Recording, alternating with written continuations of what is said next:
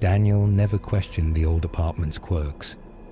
The flickering lights, the distant creaks in the walls, the faint scent of something ancient that refused to fade. It was all part of the charm, or so he told himself. But then there was the door. A forgotten, painted-over door. One that shouldn't have existed. For years he dismissed it. A relic of an old floor plan, sealed away and left to be ignored until the night it knocked. A single, deliberate rap against the wood. Daniel sat up in bed, heart thudding. Maybe it was just the pipes, or the building settling. But then, knock, knock. A slow, measured rhythm. Someone, or something, was on the other side. He swallowed hard, eyes locked on the door. The room felt smaller, the air heavier. He told himself not to move, not to listen. And then the whisper came. "Daniel, let me out." The voice slithered through the cracks like a breath against his ear. His pulse slammed against his ribs. The temperature in the room dropped. The knocks turned to bangs, louder, harder. The very walls seemed to tremble. Bang, bang, bang. Panic surged. He bolted out of the apartment into the cold city night, gasping for breath. Hours later, he sat in his friend Mark's living room, trying to explain. Mark just chuckled, shaking his head. "Come on, man.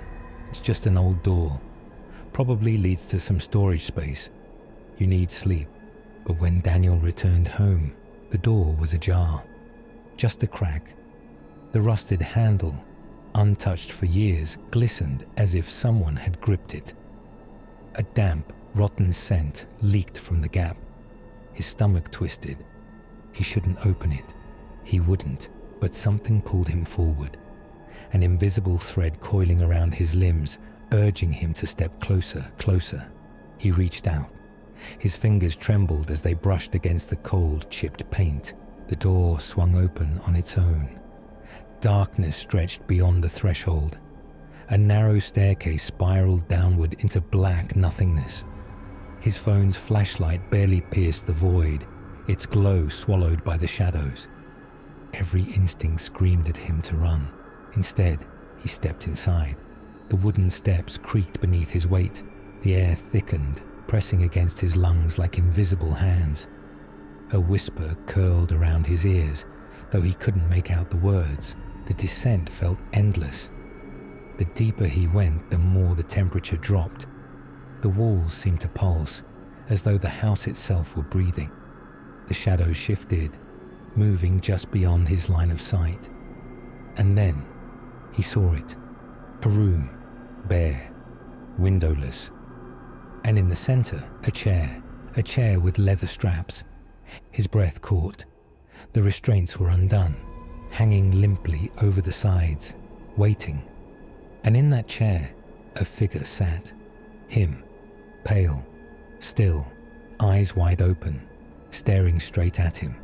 A slow, crawling smile spread across the figure's lips. "I've been waiting for you," it whispered, voice jagged and wrong. The door slammed shut behind him. The lights went out, and in the pitch-black silence, the whispers began again. Daniel's pulse pounded in his ears. He scrambled backward, his breath shallow, pressing himself against the cold stone wall. His doppelganger didn't move. At least, not at first. But then, ever so slowly, it began to rise from the chair. Its limbs cracked and stretched unnaturally, as though it had been sitting there for decades, waiting. The air thickened, suffocating him with an overwhelming sense of dread. What do you want?" Daniel gasped. The figure tilted its head, its eyes gleaming in the dim light. "You let me out. Now, you take my place." Daniel shook his head violently. No, this isn't real. This is a dream." The figure took a step closer. "Is it?" The room itself seemed to shift, the shadows twisting into grotesque shapes, their whispers merging into a deafening hum. The walls pulsed, closing in. The air turned heavy, pressing against his chest, suffocating him. Daniel turned, fumbling for the door. His hands clawed at the wood, but the handle was gone. The door was seamless, as though it had never been there at all. A cold breath ghosted against his neck. "You don't belong out there anymore." A hand, his own hand, clamped onto his shoulder, yanking him back. Daniel screamed. The darkness swallowed him whole. Mark stood outside Daniel's apartment the next morning, knocking impatiently. He hadn't answered his calls, and the landlord had said he never came out last night. "Daniel, open up, man," Mark called, pressing his ear to the door. Silence. Something wasn't right. He tried the knob. It turned easily. The door swung open with a slow creak, revealing the dimly lit room beyond. Everything looked normal. No signs of struggle. No signs that Daniel had ever left. But then Mark's eyes landed on something strange. The door. The one Daniel had always talked about. It was shut, painted over as if it had never been opened. But this time, there was something new. A single word scratched into the wood. "Help." Mark's breath hitched. He stepped closer, hesitantly raising his hand to touch the faded paint. A whisper slithered through the room. "Mark, let me out." The door creaked open just a crack, and the lights went out. How many words are there?